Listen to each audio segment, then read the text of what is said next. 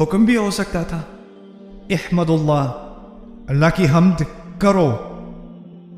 باقی آگے سورۃ البقرہ میں آئے گا یا ایھا الناس اعبدوا ربکم، انسانیت اپنے رب کی عبادت کرو. اسی طرح فاتحہ کے شروع میں بھی کہا جا سکتا تھا انسانیت اللہ کی حمد کرو. اس کو سمجھنے کے لیے میں آپ کو آسان سی مثال دیتا ہوں. آپ میں سے کن کے بچے ہیں؟ اوکے، جن کے بچے ہیں، آپ نے اپنے بیٹے سے کہا بیٹا پانی لا دو، حکم دیا نا پانی لا دو. اب اس کے پاس اب دو اختیار ہیں، یا تو وہ لائے گا یا تو وہ لائے گا.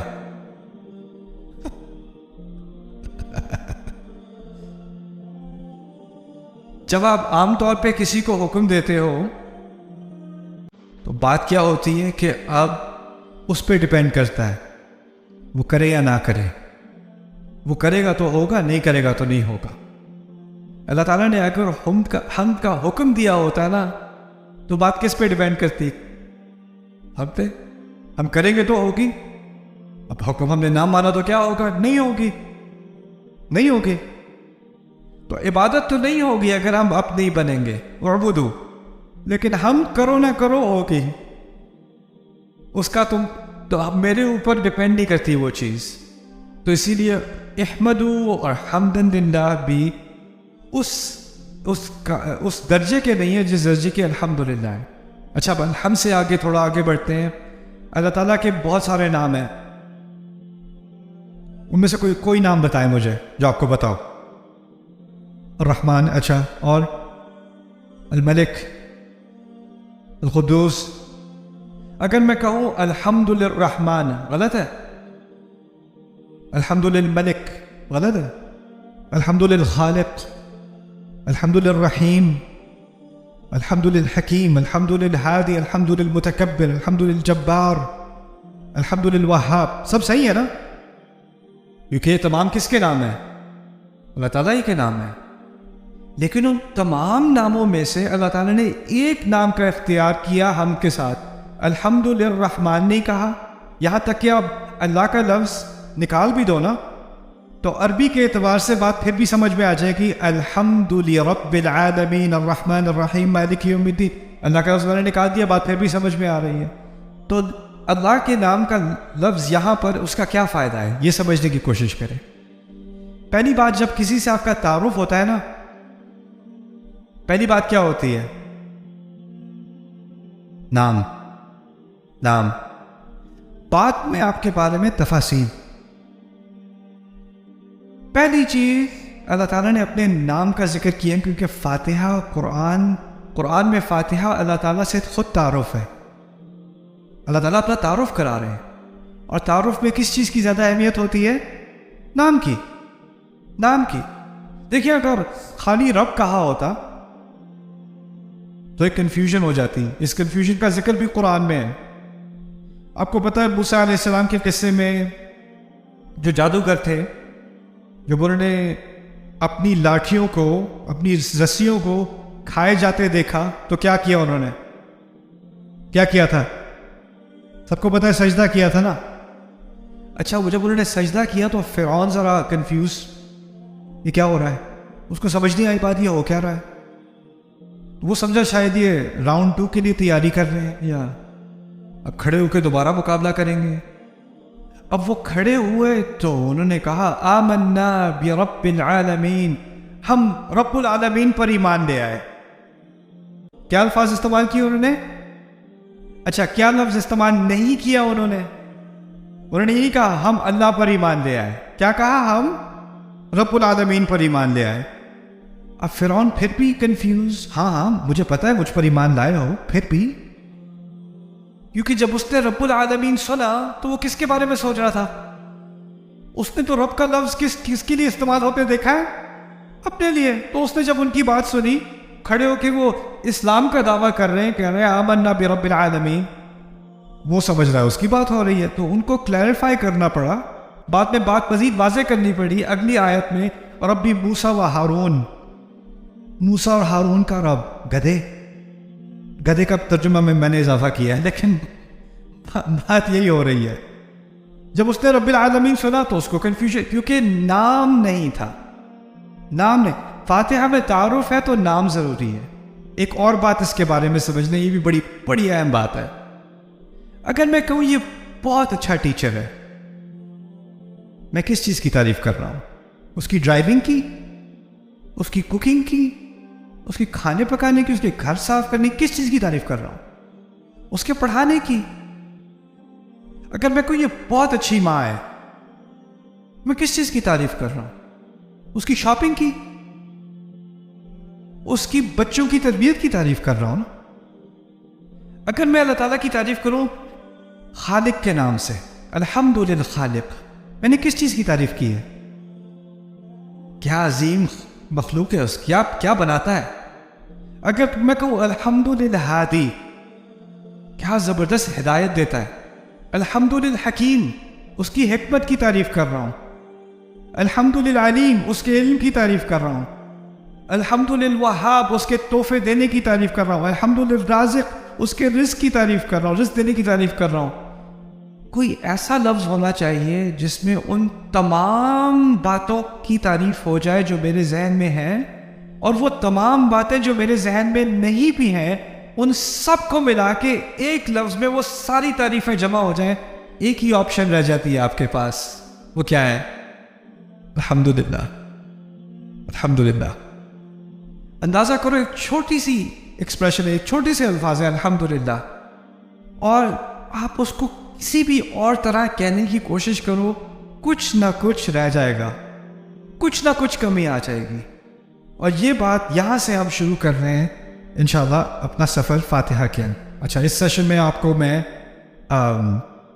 رب العالمین کے بارے میں بھی کچھ باتیں بتاؤں گا. میں نے ابھی ہم نے بات کی تھی اللہ تعالیٰ کے بہت سارے نام ہیں، اور اس صورت میں اور نام بھی آنے والے ہیں. الرحمن الرحیم، للہ کے بعد رب العالمین پہلا نام ہے، اس کے بعد الرحمن، اس کے بعد الرحیم، اس کے بعد مالک یوم الدین. اور قرآن میں اور جگہ الغفور، الشکور، الحلیم، العلیم، الحکیم، کتنے نام ہیں اللہ تعالیٰ کے. اور ان تمام ناموں میں سے اللہ تعالیٰ نے فیصلہ کیا کہ اپنے نام کے بعد فاتحہ میں پہلی اپنی تعریف، پہلی چیز جو ہمیں اللہ کے بارے میں جاننی چاہیے حمد کے بعد، وہ کیا ہے؟ رب. رب، ہر چیز سے پہلے رب. یہ کیوں ہے؟ اس کو سمجھنے کے لیے آپ اس طرح سمجھیں کہ کچھ نام اللہ کے ایسے ہیں جن سے رشتہ بنتا ہے، اور کچھ نام ایسے ہیں جن سے رشتہ نہیں بنتا. ٹھیک ہے؟ کچھ رشتے والے نام ہیں اور کچھ بغیر تعلق، بغیر رشتے والے نام ہیں. میں بات سمجھاتا ہوں. اگر میں کہوں استاد، استاد کے لفظ سے کسی سے رشتہ بنتا ہے؟ کس سے؟ شاگرد سے. اگر میں کہوں ماں، بچہ. اگر میں کہوں مالک، جو غلام ہے، مالک اور غلام کا رشتہ بنتا ہے. امپلائر کے لیے کیا لفظ استعمال کرتے ہیں اردو میں؟ مجھے نہیں پتا. ہاں، آجر، آجر کے ساتھ ملازم کا رشتہ. کچھ الفاظ ہیں جس سے رشتہ بنتا ہے. اگر میں کہوں حکمت والا، کوئی رشتہ نہیں بنتا. صبر والا، کوئی رشتہ نہیں بنتا. کچھ ناموں کے ساتھ رشتہ بنتا ہے اور کچھ ناموں کے ساتھ رشتہ نہیں بنتا. اب جن ناموں کے ساتھ رشتہ بنتا ہے وہ بھی بہت سارے ہیں. اللہ تعالیٰ کے خالق، خالق کا کس سے تعلق ہو گیا؟ مخلوق سے. مخلوق سے. رحم کرنے والا، مرحوم سے، جس پر رحم کیا گیا. ٹھیک ہے نا؟ منتقم، بدلہ لینے والا، جس سے بدلہ لیا گیا. ٹھیک ہے نا؟ لیکن یہاں پر ان تمام رشتے والے ناموں میں سے ایک نام کا اختیار کیا گیا ہے. وہ اس لیے کہ باقی تمام رشتے اس طرح سمجھ لیں کہ وہ دوسرے درجے میں ہیں. باقی تمام رشتے سیکنڈ ہیں. پہلا بنیادی رشتہ جو میرا اللہ تعالیٰ کے ساتھ ہے نا، وہ کیا ہے؟ اس رشتے میں اللہ تعالیٰ کا کیا رول ہے؟ رب. کیونکہ لفظ اللہ میں رشتہ نہیں ہے. لفظ اللہ میں اللہ تعالیٰ کے تمام اوصاف اکٹھے ہو گئے. ابھی رشتہ قائم نہیں ہوا. ابھی اللہ تعالیٰ سے کچھ تعارف ہوا ہے، لیکن اب رشتے کی بات ہو رہی ہے، میرا اس سے تعلق کیا ہے؟ وہ تعلق پیدا ہوگا کس لفظ سے؟ رب سے، رب سے۔ اس سے یہ بات ہمیں بھی سمجھ آ گئی کہ اصل بنیادی تعلق میرا اللہ تعالیٰ سے، اگر وہ رب ہے تو میں کیا بنا؟ عبد، غلام۔ آپ غلام کو کہتے ہیں اصل میں۔ یہ بنیادی رشتہ ہے میرا اللہ تعالیٰ سے۔ باقی تمام رشتے، وہ رحم کرنے والا ہے، میں رحم دینے والا ہوں، وہ رزق دینے والا ہے، میں رزق دینے والا ہوں، وہ مغفرت کرنے والا ہے، میں مغفرت دینے والا ہوں، یہ سارے رشتے دوسرے درجے میں ہیں، اور یہ سارے رشتے ہو ہی نہیں سکتے جب تک کہ بنیادی رشتہ نہ ہو۔ دیکھیں، آپ کا ایک رشتہ ہے اپنے کیا نام امپلائر کے ساتھ، آجر کے ساتھ، اس میں آپ اس کے ساتھ جاب کر رہے ہیں، لیکن اس رشتے میں کچھ دوستی بھی ہے، کچھ کبھی کبھی گپ شپ بھی ہے، کچھ اور چیزیں بھی ہیں، لیکن اگر ملازمت نہیں رہی تو وہ باقی سارے رشتے آٹومیٹکلی کیا ہوتا ہے؟ وہ ختم ہو جاتے ہیں۔ ٹیچر اسٹوڈنٹ کا رشتہ ہے، بنیادی رشتہ کیا ہے؟ اس نے سکھانا ہے، اس نے سیکھنا ہے، اس کے علاوہ اس میں شفقت بھی ہے، اس میں کچھ ہنسی مذاق بھی ہے، اس میں اور چیزیں بھی ہیں، لیکن اگر وہ بنیادی رشتہ نہیں رہا تو باقی ساری چیزیں بھی، اس کی کوئی بنیاد نہیں رہتی نا۔ اسی طرح اللہ تعالیٰ کا جو ہمارے ساتھ رشتہ ہے اس کی بنیاد ہے کہ وہ رب ہے اور میں کیا ہوں؟ اب جب تک آپ رب کو نہیں سمجھیں گے، یعنی آپ رشتے کی ایک طرف کو نہیں سمجھیں گے، آپ کو دوسری طرف سمجھ نہیں آئے گی۔ لیکن کسی بھی رشتے میں، جیسے اگر ٹیچر ہوتا ہے، کلاس کے پہلے دن آ کے سمجھاتا ہے، دیکھو میں ایک مختلف قسم کا ٹیچر ہوں، میری توقعات یہ ہیں، میں ایسے ایسے قسم کا ٹیچر ہوں، ہوتا ہے نا؟ اور آپ کی زندگی میں آپ کو مختلف قسم کے عذاب ٹیچر ملے ہوں گے، اور ہر ٹیچر کی الگ پرسنالٹی ہوتی ہے کہ نہیں؟ وہ آپ کو سمجھاتا ہے کہ اس کی توقعات کیا ہیں، اس کی کلاس کیسے ہوگی، اس میں کیسا بیہیو کرنا ہے، کیا اس کی ایکسپیکٹیشنز ہیں۔ ایک ہی سیمسٹر میں، پہلے سیمسٹر میں کالج میں میرے 2 پروفیسر تھے، بالکل ایک دوسرے سے بالکل متضاد۔ ایک پہلے دن آ کے کہتا ہے تم سب کو میں نے اے دینا ہے، پہلی بات اس نے کی، تم سب کو میں نے اے دینا ہے، تم فکر ہی نہ کرو، بس تھوڑے سے کام، بہت ہی آسان کام تمہیں کرنے ہوں گے اور اے تمہارا ہے۔ شروع سے انکریج۔ اگلی کلاس میں گیا، شروع میں آ کے کہتا ہے تم میں سے اکثریت فیل ہوگی، شروع سے جس نے ابھی سے اپنے آپ کو بچانا ہے وہ ابھی دروازہ ہے، اس کو ریفنڈ کلاس کا مل سکتا ہے، وہ بھی جا سکتا ہے، لیکن تم سے اکثریت میں بتا رہا ہوں تم لوگ فیل ہو گئے۔ شروع سے اس نے کہہ دیا۔ اب رب کے بارے میں، رب کا ترجمہ کسی کو پتا ہے؟ مسئلہ یہ ہے کہ اگر اردو میں رب کا ترجمہ مالک برا نہیں ہے، لیکن ایک آیت چھوڑ کے مالک کا لفظ دوبارہ بھی تو آنے والا ہے نا، مالک یوم الدین، تو عربی میں تو رب اور مالک میں فرق ہو گیا کہ نہیں؟ تو اب اس فرق کو تو سمجھنا ضروری ہو گیا ہمارے لیے، ہے نا؟ تو آپ رب کو اچھی طرح سمجھ لیں۔ رب کے لیے 5 معنی ذہن میں رکھنے پڑیں گے، یا آپ کو ذہن میں یاد کرنے پڑیں گے، بعد میں ٹیسٹ کروں گا آپ سے۔ رب کا پہلا معنی ہے مالک، مالک۔ دوسرا معنی ہے، عربی میں بتا رہا ہوں، اردو میں ترجمہ بعد میں کریں گے، عربی لفظ سیکھ لیں تھوڑے سے۔ پہلا لفظ کیا ہے؟ مالک۔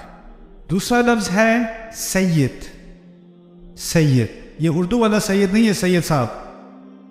سید عربی میں کہتے ہیں سردار کو، سردار کو، جس کی اتھارٹی ہوتی ہے نا۔ پولیس والا جب آپ کو روکتا ہے نا تو اس وقت وہ سید ہوتا ہے۔ جب کورٹ میں آپ ہوتے ہیں اور جج بیٹھا ہوتا ہے نا تو اس وقت جج کیا ہوتا ہے؟ سید ہوتا ہے۔ حکمران بھی ایک طرح کا سید ہوتا ہے، قبیلے کا جو بڑا ہوتا ہے وہ بھی سید ہوتا ہے، گھر کا بڑا بھی سید ہوتا ہے۔ تو سید اس کو کہتے ہیں جس کی کوئی نہ کوئی سربراہی ہو، اس کی اتھارٹی ہو، ٹھیک ہے نا؟ پہلا معنی کیا تھا؟ مالک۔ دوسرا کیا تھا؟ سید۔ اور سید کے معنی سربراہ، سربراہ یا سرکار، اوکے۔ تیسرا معنی ہے منعم، منعم، منعم،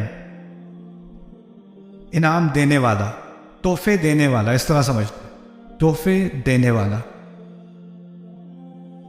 یہ بہت اہم لفظ ہے کیونکہ اس سے بات واضح ہوتی ہے کہ رب آپ کو وہ نہیں دیتا جس کے آپ مستحق ہوتے ہو۔ مستحق ہوگے تو اجرت دے گا، اجرت دی جاتی ہے ملازم کو، کیونکہ ملازم اپنے آجر کو، اپنے امپلائر کو ٹائم دیتا ہے، محنت دیتا ہے، اور اس کے جواب میں، اس کے عوض میں اس کو اجرت دی جاتی ہے۔ لیکن رب آپ کا مالک ہے، کیونکہ وہ مالک ہے، آپ کا کوئی حق ہے ہی نہیں، وہ آپ کا پورا سربراہ ہے، سید ہے، آپ کے کوئی رائٹس ہیں ہی نہیں۔ تو جب وہ کچھ دے گا تو وہ سیلری نہیں دے گا، پیمنٹ نہیں دے گا، اجرت نہیں دے گا، کیا دے گا؟ انعام دے گا۔ سو وہ منعم بن گیا، تحفے دینے والا۔ جو کچھ دے گا وہ تحفہ ہوگا، نہیں دے گا تو میں کمپلین نہیں کر سکتا۔ دیکھیں، آپ کا امپلائر آپ کو نہیں دے گا نا آپ کا پے چیک، تو آپ کمپلین کر سکتے ہو کیونکہ آپ کی ایک ارینجمنٹ ہے۔ لیکن رب جب دے گا تو شکر، نہیں دے گا تو میں پوچھنے والا کون ہوں؟ میرا تو ہے ہی نہیں وہ منعم۔ کتنے ہو گئے؟ 3 ہو گئے۔ اچھا، چوتھا المربی۔ المربی عربی کا لفظ، دوبارہ مالک، سید، منعم، اور پھر مربی۔ مربی کہتے ہیں عربی میں جو پودے کو اگاتا ہے نا، اسے مربی کہا جاتا ہے۔ اوکے، جو باغبان ہوتا ہے نا اسے بھی مربی کہتے ہیں، کسان کو بھی مربی کہتے ہیں۔ کیوں؟ وہ پودے کا بہت باریک خیال کر کے، اس کے ارد گرد کے کیڑے وغیرہ ہٹا کے، اس پر جتنا پانی چاہیے اس سے کم زیادہ نہ ہو، اور اس کو زیادہ آندھی نہ آ جائے، بہت زیادہ تیز دھوپ نہ آ جائے، ان سب چیزوں سے بچا کے جب وہ پودے کی نشو نما کر رہا ہوتا ہے، اس وقت اس کو مربی کہا جاتا ہے۔ یہی لفظ اللہ تعالیٰ نے والدین کے لیے استعمال کیا ہے کہ وہ بچوں کی تربیت کرتے ہیں۔ تربیہ مربی سے نکلا ہے۔ تربیت یعنی جس طرح پودے کو اگایا جاتا ہے، اسی طرح بچے کا خیال بہت باریک طریقے سے کیا جاتا ہے۔ رب کے معنی میں مربی بھی ہے، مربی جو بہت خیال کے ساتھ ہماری نشو نما کرتا ہے، ہماری تربیت کرتا ہے۔ تربیت کا لفظ صرف اخلاق کے لیے نہیں، ہمارے ہاں تو اخلاق کے لیے استعمال ہوتا ہے، اس کی تربیت اچھی ہے، اس کی تربیت خراب ہے۔ تربیت کا لفظ اصل میں عربی میں گروتھ کے لیے ہوتا ہے۔ کسی چیز کو اگا رہے ہوں گے نا آپ بڑے ہو رہے ہیں، آپ کی قوت میں اضافہ ہو رہا ہے، آپ کی عقل میں اضافہ ہو رہا ہے، آپ کی صلاحیت میں اضافہ ہو رہا ہے، وہ سب تربیت کہا جاتا ہے اس کو۔ اب کتنے نام ہو گئے؟ 4۔ اب آخری نام قیم۔ القیم۔ القیم آسان لفظ ہے، قائم رکھنے والا۔ ابھی یہ نئی بلڈنگ بنی ہے، ٹھیک ہے؟ بلڈنگز کے ساتھ کیا ہوتا ہے کہ کچھ عرصہ گزر جاتا ہے تو اس کو آپ کو مینٹین کرنا پڑتا ہے، چھت کا خیال کرنا پڑتا ہے، فاؤنڈیشن چیک کرنی پڑتی ہے، سیلن وغیرہ لگ جائے دیکھنا پڑتا ہے، مینٹیننس ہوتی ہے۔ ہمارے جسم کے اندر بہت سارے سسٹمز چل رہے ہیں، ان سب کی بھی کیا کرنی پڑتی ہے؟ مینٹیننس کرنی پڑتی ہے۔ لیکن ہماری مینٹیننس کیا ہے کہ کھانا بہتر کھاؤ، اپنی نیند کا صحیح طرح سے اہتمام کرو، گیٹ انف سلیپ، رائٹ، اور تھوڑی ایکسرسائز کر لیا کرو، یہ فزیکل مینٹیننس ہے ہماری۔ لیکن اللہ تعالیٰ جب قیم ہے نا، وہ اس طرح قیم ہے کہ میرے دل کی ایک دھڑکن سے اگلی دھڑکن تک اس کو اجازت دینی پڑتی ہے، میں چلوں اور پھر چلوں اور پھر میں چلوں، اور جو خون میری رگوں میں چل رہا ہے اس کو اجازت دینی، اور اس کو مینٹین کون کر رہا ہے؟ ایک ایک لمحہ، ایک ایک سیل، وہ اللہ تعالیٰ ہے قیم۔ وہ اگر ایک دفعہ بھی دھیان دینا چھوڑ دے تو میرا وجود ہی نہ رہے۔ دیکھیں، ایک فلسفہ ہے، خدا کے بارے میں کئی فلسفے ہیں، اس میں سے ایک فلسفہ یہ ہے کہ اس خدا نے کائنات بنائی اور اس کو چھوڑ دیا، اب وہ آٹو پائلٹ پہ چل رہی ہے، خود ہی سے چل رہی ہے۔ لیکن ہمارا فلسفہ ہے کہ ہمارا اللہ ہمارا رب ہے، اور رب سے مراد یہ ہے کہ کچھ بھی خود سے نہیں چل رہا، کچھ بھی خود سے نہیں چل رہا، ہر چیز کو مینٹین کیا جا رہا ہے، اس کو قائم رکھا جا رہا ہے ہر لمحے۔ وما تسقط من ورقۃ، ایک پتا نہیں گرتا، ایک پتا اپنی جگہ سے نہیں ہلتا، ہوا کا ہلکا سا جھونکا نہیں لگتا، ایک ایک سیل میرے جسم کا وہ تمام مینٹین کیے ہوئے ہیں۔ یہ ہے القیم۔ یہ صرف لفظ تھا کیا؟ رب۔ اب اس سے میرا اور اللہ کا کیا تعلق بنا؟ اب اس کو سمجھ لیں۔ اب آپ کا ریویو ہوگا۔ پہلی چیز کیا تھی؟ اوکے، ہم بھی کچھ چیزوں کے مالک ہوتے ہیں کہ نہیں؟ ہوتے ہیں نا. اچھا, اگر آپ کسی چیز کے مالک ہو تو کیا یہ لازمی ہے کہ آپ کی پوری اتھارٹی ہے اس کے اوپر, آپ اس کے سردار بھی ہو؟ جیسے فرض کریں آپ گاڑی کے مالک ہیں, کیا یہ ممکن ہے کہ آپ جیسے چاہیں گاڑی چلائیں؟ ایسا تو نہیں ہے. کیا یہ ممکن ہے کہ آپ گاڑی کے ساتھ جو چاہیں کریں, کوئی بھی آپس میں کوئی آگے سے انٹروین نہیں کرے گا؟ نہ. آپ میں سے کچھ ہوم اونر ہیں, آپ نے گھر لیا ہوا ہے, کیا یہ ممکن ہے کہ آپ گھر میں جو تبدیلی لانا چاہیں لائیں؟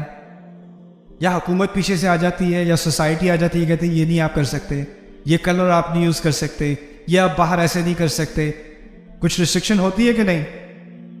آپ اون کرتے بھی ہو لیکن پھر بھی آپ کے کوئی ریسٹرکشن ہوتی ہے, نہیں؟ تو آپ مالک تو ہو, سید نہیں ہو. ہوتا ہے کہ نہیں؟ اور کبھی کوئی سید ہوتا ہے لیکن مالک نہیں ہوتا, وہ تو واضح ہے. تیسرا نام کیا تھا مالک اور سید کے علاوہ؟ اچھا, کیا یہ ممکن ہے کہ آپ کسی چیز کو اون کرتے ہو, آپ کی پراپرٹی ہے, لیکن آپ اس کا خیال نہیں کرتے؟ کبھی ہوتا ہے؟ کسی کا باغ ہے, اس نے چھوڑا ہوا ہے. کسی گاڑی ہے, اس کا خیال نہیں کر رہا. کسی کی سائیکل ہے, باہر بارش میں زنگ لگ رہا ہے اسے. ہوتا ہے کہ نہیں؟ یعنی آپ اون تو کرتے ہو لیکن آپ اس کو قائم نہیں رکھ رہے. یا آپ اون تو کرتے ہو لیکن آپ نے اس کی تربیت کا کوئی اہتمام نہیں کیا, اس کو مینٹین نہیں کیا, اس کو ڈیولپ نہیں کیا. ہوتا ہے کہ نہیں؟ اللہ تعالیٰ صرف ایسا رب نہیں ہے جو اون کرتا ہے, یعنی اس کی ملکیت تو ہے لیکن پھر اس نے چھوڑ دیا. مالک ہونے کے بعد مربی, سید, منعم, قیم, اور یہ ساری چیزیں ملا کر کیا لفظ بنا؟ رب. بھاری لفظ ہے, بھاری لفظ ہے. لیکن اس کی بنیاد اس طرح سمجھ لیں کہ ایک عربی میں جب کسی لفظ کے کئی معنی ہوتے ہیں نا, تو ایک ہوتا ہے بنیادی معنی اور پھر باقی اس کے دوسرے درجے میں معنی ہوتے ہیں. تو بنیادی معنی پھر بھی مالک کا ہے, اور اس کے ساتھ یہ جو باقی چار ہیں نا, اس کے ساتھ لگے ہوئے ہیں, لیکن اس سے بنیادی معنی میں فرق نہیں آتا. بنیادی معنی پھر بھی کیا ہے؟ مالک کا. یہ آخری بات ہوگی اس سیشن کے لیے. اس کو بھی سمجھ لیں اچھی طرح کہ اس کی کیا اہمیت ہے. اصل میں اس کی جو اضافت ہے نا, ایکچولی یہ بات میں مالک یوم الدین میں پھر صحیح سے سمجھاؤں گا. ابھی العالمین سمجھ لیں, کیونکہ یہ نہیں کہا الحمدللہ ربی السماوات والارض. اور جگہ دیکھا ہے السماوات والارض؟ کبھی سنا ہے؟ کیا ہے السماوات والارض؟ آسمان زمین کا رب. کتنی دفعہ سنتے آئے ہیں, لیکن فاتحہ میں نہیں ہے. فاتحہ میں ہے رب العالمین. اور العالمین کا ترجمہ عام طور پہ کیا کیا جاتا ہے؟ تمام جہانوں کا رب. سنا ہوگا آپ نے, ہے نا؟ تمام جہانوں کا مالک. ایک تو مالک سے ہمیں ہٹنا پڑے گا کیونکہ مالک بعد میں آ رہا ہے, تو رب پہ رکھتے ہیں بات, اور رب کے یہ 5 معنی اپنے ذہن میں رکھتے ہیں. لیکن عالمین کو سمجھ لیں. اگر لفظ استعمال ہوتا العوالم, العوالم عربی میں جو واحد لفظ ہے وہ ہے عالم. عالم اردو میں بھی ہم عالم کہتے ہیں, اس کی جمع ہے عوالم. اگر عوالم کا لفظ استعمال ہوتا تو ہم کہتے تمام جہانوں کا رب, کوئی مسئلہ نہیں. عوالم کا لفظ استعمال نہیں ہوا. الحمدللہ رب العوالم, نہیں, الحمدللہ رب العالمین. اس کو کہتے ہیں جمع مذکر سالم عربی میں. اس کی آپ کو لکھنے کی ضرورت نہیں ہے, بات سمجھیں. بات یہ ہے کہ یہاں کہا جا رہا ہے کہ ایک تو ہے جب آپ جہانوں کے بارے میں سوچتے ہو تو آپ سوچتے ہو کہ کتنے ستارے ہیں, کتنی گیلیکسیز ہیں, کائنات کتنی بڑی ہے. اس کے بارے میں بات نہیں ہو رہی. جب اس کے بارے میں بات ہوتی ہے قرآن میں تو کہا جاتا ہے السماوات والارض. یہ نہیں کہا جا رہا یہاں پہ. عالمین کا لفظ استعمال ہوتا ہے دنیا, لوگوں کے جہانوں کی بات ہو رہی ہے, لوگوں کی دنیا ہے. جیسے پاکستان آیا ہوں, اپنے پیرنٹس کو کال کی پہلی دفعہ جب میں آیا تھا کچھ مہینے پہلے 29 سال بعد, تو میں نے اپنے پیرنٹس کو کال کر کے کہا یہ تو اور ہی دنیا ہے, یہ کوئی اور ہی عالم ہے. تم میں سے کوئی آسٹریلیا جائے, کوئی اور ہی کیا ہے, عالم ہے. میں نیو یارک میں کالج گیا تھا, پہلی دفعہ کیلیفورنیا گیا, وہ کوئی اور ہی عالم تھا نیو یارک سے ہٹ کے. ہر سوسائٹی ایک الگ قسم کا کیا ہوتا ہے, عالم ہوتا ہے. آپ کے دادا کی جنریشن, آپ کے پردادا کی جنریشن, آپ ان سے پوچھیں اس وقت کیسا تھا, پاکستان اس وقت کیسا تھا, لوگ اس وقت کیسے تھے؟ وہ کہیں گے وہ کوئی اور ہی عالم تھا. یہ دنیا بدل گئی ہے. مجھے ایک صاحب ملے، پاکستانی صاحب تھے، میں اوکلاہوما سٹی گیا تھا، وہاں ان سے ملاقات ہوئی. میں نے کوئی حلال ریسٹورینٹ ڈھونڈا تو وہ گروسری ریسٹورینٹ نہیں ملا، ایک گروسری اسٹور ملا حلال. میں نے کہا چلو وہاں سے کچھ دیکھتے ہیں. میں ملا، ایک پاکستانی صاحب تھے، وہاں 55 سال سے رہ رہے ہیں، 55 سال سے. تو میں نے کہا جب آپ آئے تھے تو یہ کیسا تھا؟ کہتے ہیں ایک اور ہی دنیا تھی یہ. رائٹ. تو عالمین میں کیا کیا چیزیں شامل ہو گئی؟ مختلف سوسائٹیز، مختلف کلچرز، مختلف جنریشنز، مختلف پشتیں. 1000 سال پہلے دنیا کوئی اور چیز تھی، 3000 سال پہلے کوئی اور عالم تھا، 20,000 سال پہلے کوئی اور عالم تھا، آج سے 100 سال بعد کوئی اور عالم ہوگا. اور ان تمام عالموں کا رب کون ہے؟ اللہ. بڑی پیاری بات ہے یہ. وہ کیوں؟ کیونکہ وہ صرف مسلمانوں کا رب نہیں ہے، عربوں کا رب نہیں ہے، پاکستانیوں کا رب نہیں ہے. وہ ہندوؤں کا بھی رب ہے، وہ ایتھیسٹ کا بھی رب ہے، وہ امریکنز کا بھی رب ہے، وہ آسٹریلینز کا بھی رب ہے. اور ان سب کے ساتھ اس کا رشتہ کیا ہے؟ 5 چیزیں. ان کا مالک بھی ہے، ان کو تحفے بھی دیتا ہے، ان کا اقتدار بھی ان سب پر اقتدار بھی رکھتا ہے، ان سب کو قائم بھی کیے ہوئے. یہ ساری چیزیں جو میں نے بتائی تھی نا، اب آپ کا نظریہ بدل جاتا ہے ساری سوسائٹیز کے بارے میں دنیا کی. آپ یہ نہیں دیکھتے یہ والی سوسائٹی اس پر لعنت ہے، یہ والی سوسائٹی جہنمی ہے، یہ والی سوسائٹی نا رب العالمین. اور اگر مجھے اپنے رب کی نشانیاں دیکھنی ہے، اپنے رب کی عظمت دیکھنی ہے، تو اللہ تعالیٰ جس طرح کہتے ہیں نا، پہاڑ کو دیکھو، دریا کو دیکھو، اونٹ کو دیکھو. اب رب العالمین کہا تو کس چیز کو دیکھو؟ مختلف سوسائٹیز کو دیکھو، تاریخ کو دیکھو، دنیا کیسی تھی، کیسی کیسی سوسائٹیز اللہ نے بنائی، کیسے کیسے علوم میں، کیسے فنون میں انہوں نے مہارت حاصل کی، کس قوم کو کس چیز میں مہارت دی، کیا کیا کارنامے انہوں نے کیے. ان تمام کا ذمہ کس نے لیے ہوئے تھا؟ اللہ تعالیٰ نے، رب العالمین. اور اس ایک تعبیر کے اندر اللہ نے پوری دنیا کھول دی میرے سامنے، پوری دنیا. اور اس کی رحمت کا دائرہ اتنا بڑا ہو گیا کہ وہ تو تمام کا خیال رکھے ہوئے ہیں، تمام کو دیکھے ہوئے اپنے سامنے.